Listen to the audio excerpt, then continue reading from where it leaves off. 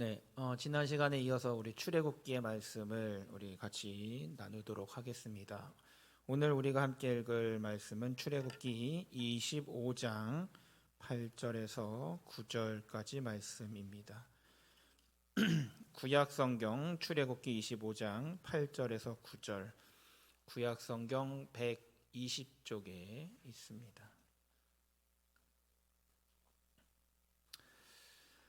네, 우리 같이 한번 읽겠습니다. 시작. 내가 그들 중에 거할 성소를 그들이 나를 위하여 짓되 무릇 내가 내게 보이는 모양대로 장막을 짓고 그 기구들도 그 모양을 따라 지을지니라. 아멘.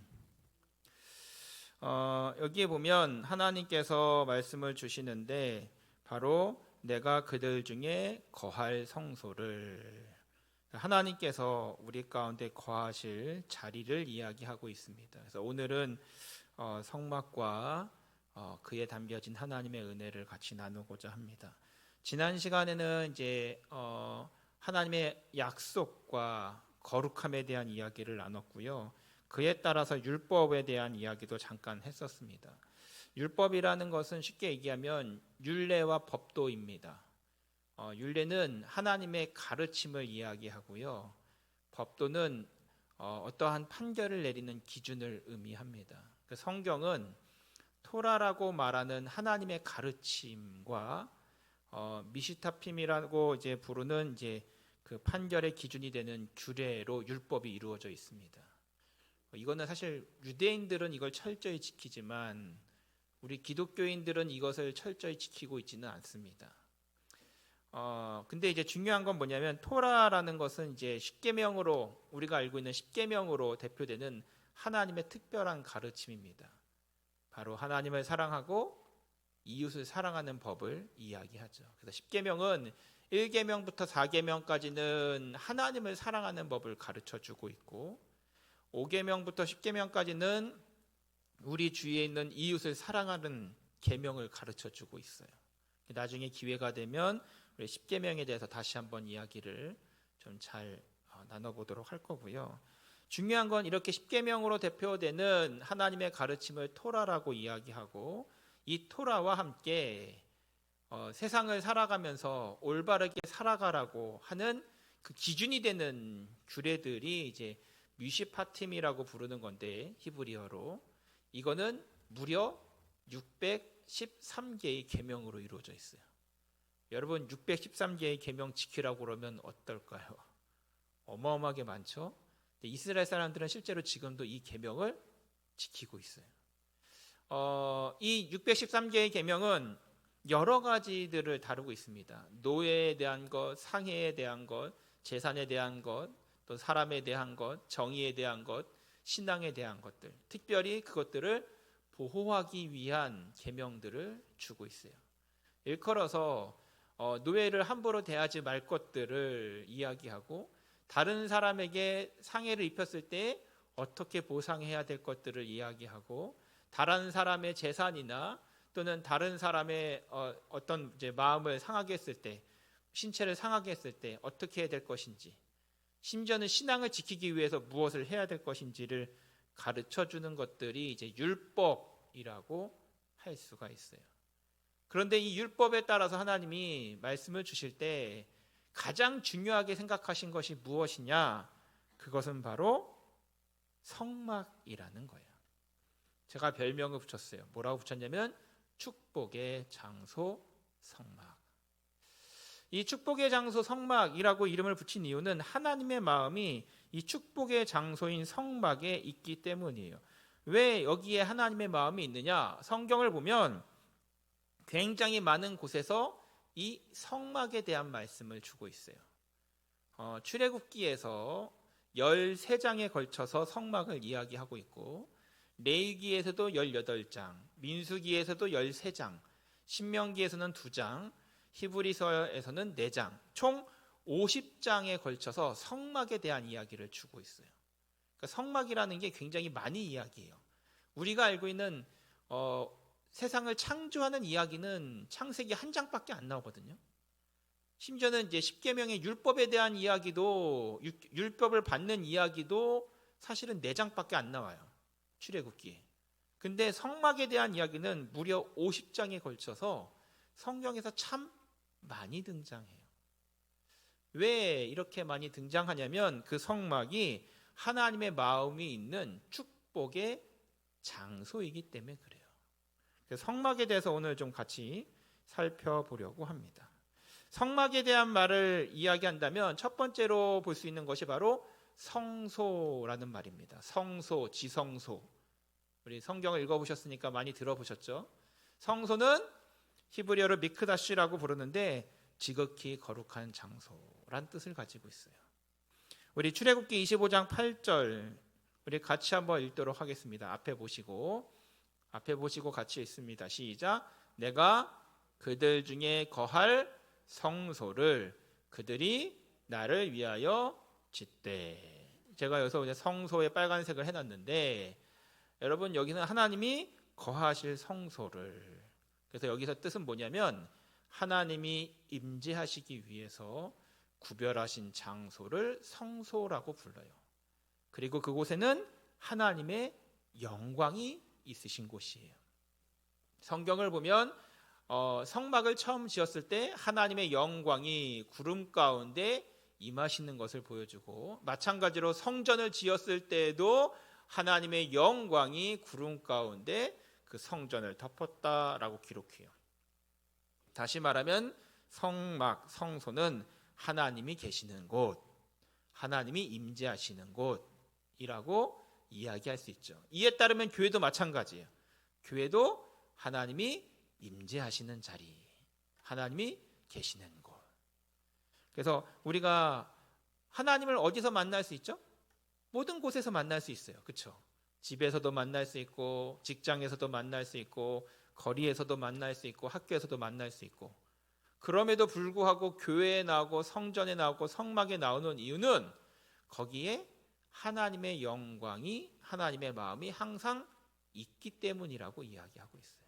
그래서 우리가 교회에 나와서 기도하고 예배드리는 이유는 하나님의 영광이 있으신 곳, 하나님이 거하시는 곳이라는 약속이 있기 때문이에요. 두 번째로 성막과 관련된 말씀을 보면 이제 출애굽기 26장에 나오는 미시칸이라고 부르는 성막이라는 단어입니다. 우리 같이 한번 26장 1절 같이 읽겠습니다. 시작. 너는 성막을 만들 때에 가늘게 꼰 배실과 청색, 자색, 홍색 실로 그룹을 정교하게 수놓은 10폭의 휘장을 만들지니. 아멘. 여기서 나오는 성막은 뭐예요?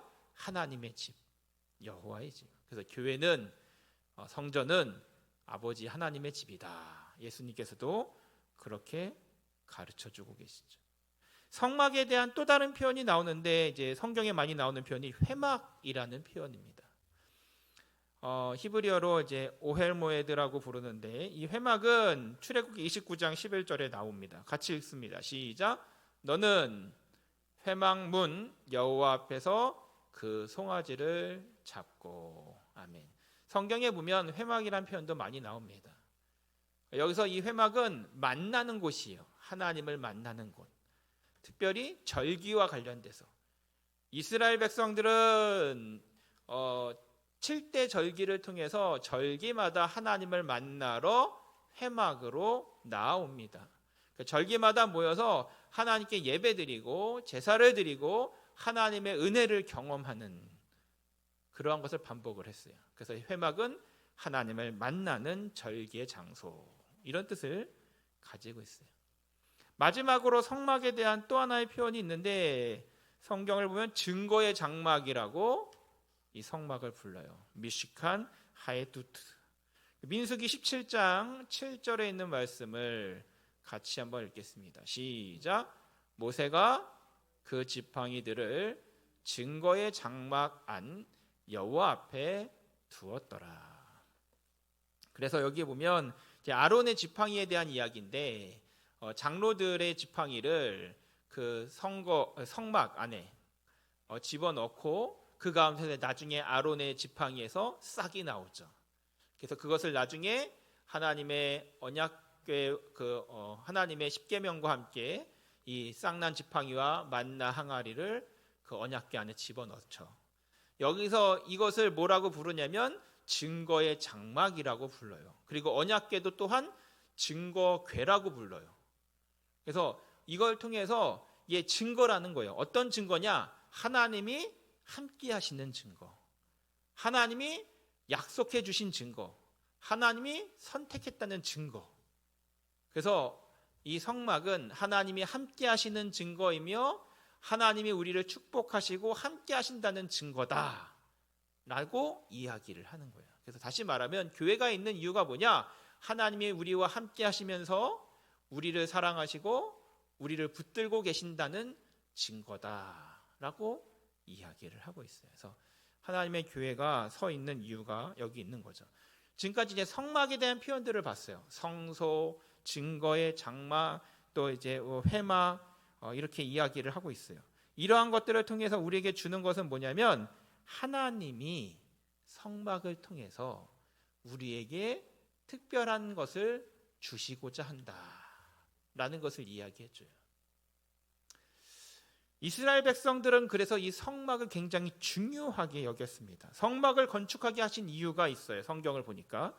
우리 한번 같이 읽겠습니다. 1번 성막을 건축하게 하신 이유. 1번 다 같이 읽읍시다. 시작. 함께 하시기 위해서. 여러분 이게 중요한 거예요. 함께 하시려고. 그러니까 하나님께서 성막을 건축하게 하신 이유는 함께 하시기 위해서. 그런데 하나님이 함께 하시려면 하나님은 어떤 분이에요? 거룩하신 분이에요. 그러니까 거룩하신 하나님이 우리와 함께 하시려면, 임재하시려면 특별한 장소가 필요해요. 거룩한 장소가. 그래서 하나님께서 우리에게 임재하시기 위해서 거룩하신 장소가 필요한데 이것을 준비하기 위해서 하나님을 모시기 위한 준비를 이스라엘이 해야 됐어요. 그래서 성막을 만드는 거예요. 다시 말하면 하나님의 은혜가, 하나님의 임재가 우리 교회 가운데 있어요. 그러려면 우리 교회가 하나님 임재하실 수 있는 준비가 되어져야 된다는 거예요. 두 번째로 성막을 건축하게 하신 이유는 뭐냐? 우리 다 같이 읽겠습니다. 시작. 함께 사시기 위해서. 영적인 결혼이라고 얘기할 수 있어요. 그러니까 우리가 하나님을 신랑이라고 부르고 우리가 하나님의 신부가 되는 거예요. 성경을 보면 이사야서나 예레미야서를 보면은 이런 것들이 잘 드러나는데 하나님이 신랑 되시고 남편 되시고 우리가 성도가 이스라엘이 아내 되고 신부 된다라는 이야기를 이야기해요. 성경에 보면 아가서라는 성경이 있는데 아가서는 남자와 여자의 사랑 이야기를 의미하기도 하지만 교회와 그러니까 이스라엘과 하나님의 관계를 설명하는 이야기이기도 해요. 그러니까 이런 것들을 통해서 보면 성막을 건축하게 하신 이유는 뭐냐? 하나님이 우리와 함께 살아가신다는 거예요. 결혼 생활처럼. 그래서 하나님에 의해 이루어진 새로운 가족으로 살아갈 걸 이야기해요. 그래서 성막 안에 있는 물건들을 보면 친밀함을 위하는 지성소가 있고 또 번제단은 함께 나누는 식탁이 될 수도 있고 또 그 성막 안에 있는 등잔들은 거실을 밝히는 등잔이라고 이야기할 수 있어요. 사실 이제 거실을 밝히는 등잔의 불들은 절대 꺼져서는 안 되거든요. 이러한 꺼져서는 안 되는 등불은 우리가 알고 있는 열처녀 비유에서 연결해서 볼 수도 있는 그런 부분들이 있어요. 그러니까 중요한 건 뭐냐면 성막을 통해서 하나님은 우리와 함께 하시고 함께 살고 싶어 하신다라고 이야기를 하고 있어요. 세 번째로 성막을 건축하게 하신 이유가 뭐냐? 바로 약속을 보호하기 위해서. 하나님께서는 계명을 주시죠. 10계명. 그 계명을 히브리어로 케투바라고 부르는데 이 계명을 통해서 하나님은 우리가 이스라엘이 약속의 백성이 되게 하셨어요. 그리고 그 약속의 백성으로서 그 약속을 하나님은 계속해서 지켜가고 보호하기를 원하셔요. 그러니까 중요한 게 뭐냐면 이 약속이 담겨 있는 언약궤를 잘 보호해야 돼요. 그래서 하나님께서는 이스라엘이 나아가는 그 광야의 여행 중에 이스라엘의 중심에 바로 성막을 만드셨어요. 이걸 증거의 장막이라고 앞에 불렀죠. 그 증거의 장막을 두시고 그 안에 증거계, 언약궤가 있고 그 안에 하나님의 증거인 약속, 계명이 들어있는 거예요. 다시 말하면 이스라엘 안에 성막이 있고 성막 안에 언약궤가 있고 그 언약궤 안에 약속이 담겨 있다라는 거예요. 그래서 이스라엘은 이 약속을 반드시 최종적으로 마지막까지 지키고 보존해야 된다라는 것을 알려주고 있어요. 다시 말하면 전쟁이 나도 언약궤만큼은, 성막만큼은, 하나님의 약속만큼은 반드시 지켜야 된다는 것을 이야기해주고 있는 거예요. 마지막 네 번째로 성막을 건축하게 하신 이유가 있어요. 이게 뭐냐면 하나님 나라의 모형으로 보여주시기 위해서 성막을 지었어요. 성경을 살펴보면 하나님께서 이 모세에게 성막에 대해서 알려주시면서 이대로 지으라고 가르쳐주고 계세요. 다시 말하면 성막은 하나님의 나라 천국의 모형이며 거울이며 그림자와 같은 거예요. 그래서 모세한테 하나님께서 하나님의 나라를 보여주셨어요. 원본을 보여주셨어요. 그리고 그 원본에 본따서 성막을 만들도록 하셨어요. 그러니까 성막은 다시 말하면 하나님의 나라를 비추는 거예요. 하나님이 임재하시는 곳, 만나주시는 곳, 그게 바로 하나님 나라거든요. 그래서 하늘에서 이루어진 것이 땅에서도 이루어지이다, 우리가 주기도문을 하잖아요. 항상 하나님께서는 하늘에서 이루신 것을 땅에서도 똑같이 이루고 싶어 하세요. 하나님의 나라가 하늘에서 있는 것처럼 땅에서도 하나님의 나라가 이루어지기를 소망하세요. 그래서 그것을 위해서 성막을 만드시고 성막을 통해 하나님이 우리와 함께 하기를 원하신다는 것을 보여줘요. 우리 말씀을 하나 읽겠습니다. 히브리서 8장 5절입니다. 같이 한번 읽겠습니다. 시작. 그들이 섬기는 것은 하늘에 있는 것의 모형과 그림자라. 모세가 장막을 지으려 할 때에 지시하심을 얻은과 같으니 이르시되 삼가 모든 것을 산에서 내게 보이던 본을 따라 지으라 하셨느니라. 아멘. 히브리서 8장에 보니까 이스라엘 유대인들이 섬기는 것은 하늘에 있는 것의 모형과 그림자래요. 이 모형과 그림자라는 것은 어떤 것을 본따서 만든 것, 어떤 것의 진짜의 그림자라는 거예요. 하늘에 있는 것 뭐예요? 하나님의 나라. 특별히 밑에 보면 산에서 모세에게 보이셨던 원본을 따라서 만든 것이 바로 성막이래요. 다시 이 정리해보면 간단해요. 하나님의 나라를 이 땅 위에서 보여주시기 위해서 하나님은 성막을 만드셨어요. 그러니까 성막을 보고 교회를 보고 성전을 보면 가장 먼저 알아야 될 것이 무엇이냐? 교회는, 성전은, 성막은 하나님의 나라를 본딴 거예요. 다시 말하면 물론 지금의 교회가 때로는 부족해 보이고 문제도 있고 완벽하진 않아요. 그러나 하나님의 나라를 본따 만든 거예요. 여러분 천국에 가면 그럼 교회가 필요할까요? 필요하지 않을까요? 필요하지 않아요. 천국에 가면. 왜요? 교회는 그리스도의 몸이고, 그렇죠? 하나님의 나라를 본딴 거거든요. 천국 가선 교회가 필요 없어요. 장로교회, 감리교회, 성결교회 필요 없어요. 천국 가면 교회는 필요 없고 오직 예수 그리스도와 하나님의 나라만 있는 거예요. 그래서 이 교회도 성전도 성막도 바로 하나님의 나라를 본따 만든 모형이며 그림자예요. 그래서 이 교회를 보면서, 성전을 보면서, 성막을 보면서 하나님의 나라를 바라보라고 이야기해주고 있는 거예요. 이러한 성막을 짓기 위해서 하나님께서는 이스라엘에게 한 가지 명령을 내리시는데 그것이 무엇이냐? 맨 첫 번째 줄만 읽읍시다. 시작. 성막 건축을 위해 가장 먼저 예물을 드리라. 하나님께서 명령을 하나 내리시는데 성막을 짓기 위해 가장 먼저 예물을 드리라고 말씀하고 있어요.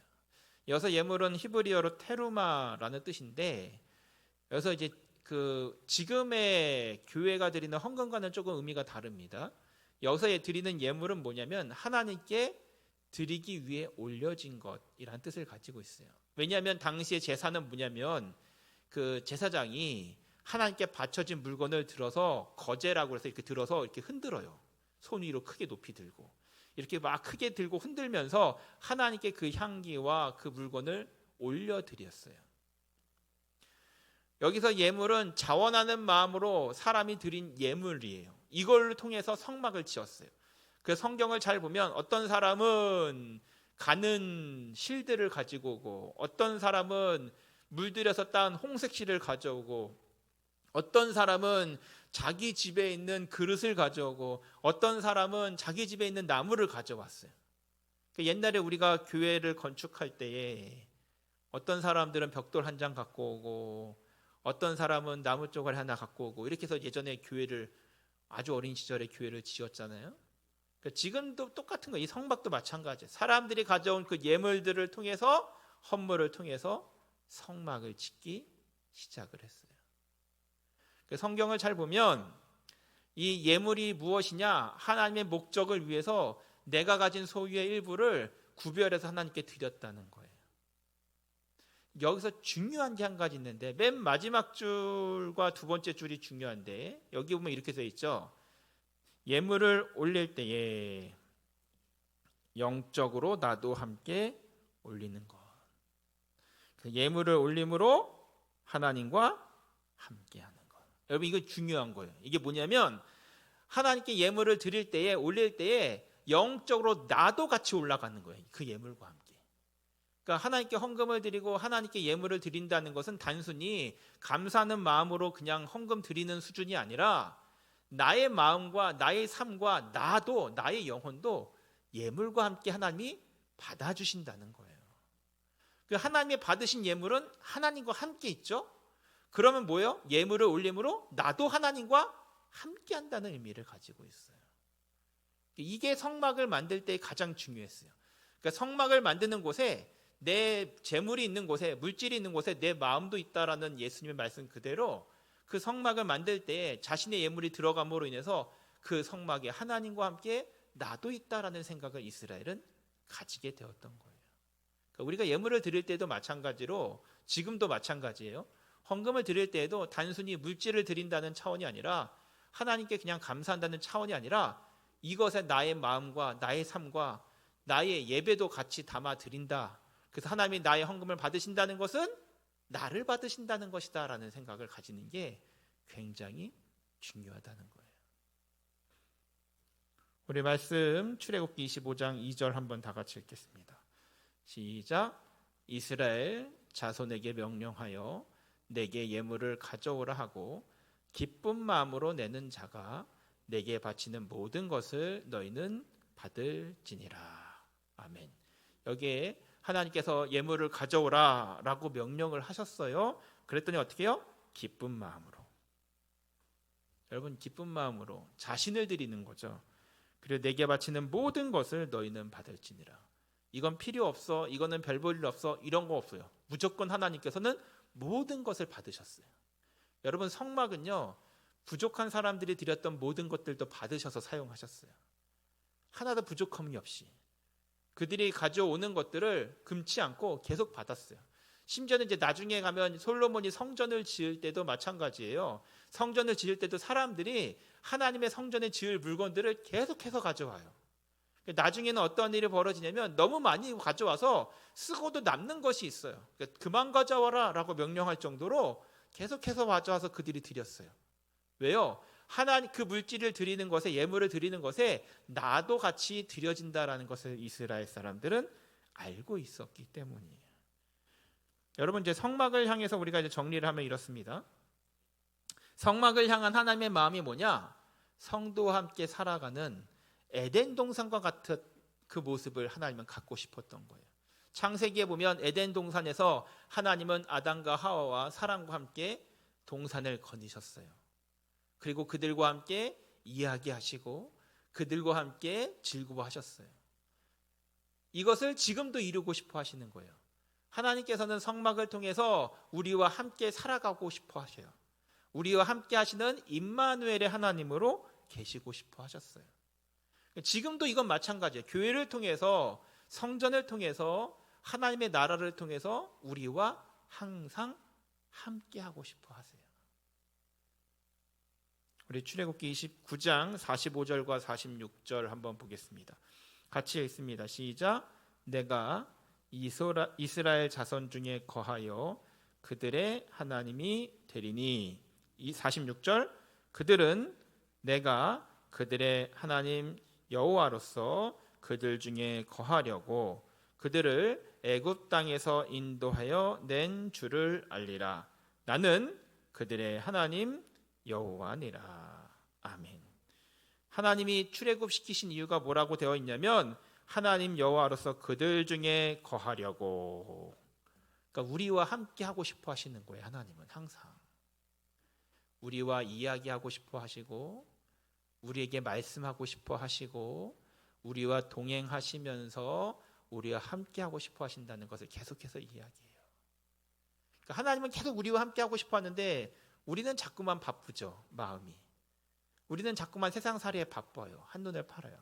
마치 부모가 자녀와 같이 뭔가를 하고 싶은데 자녀는 자기 할 일에 바쁜 것처럼 자꾸만 마음이 다른 곳에 가 있어요.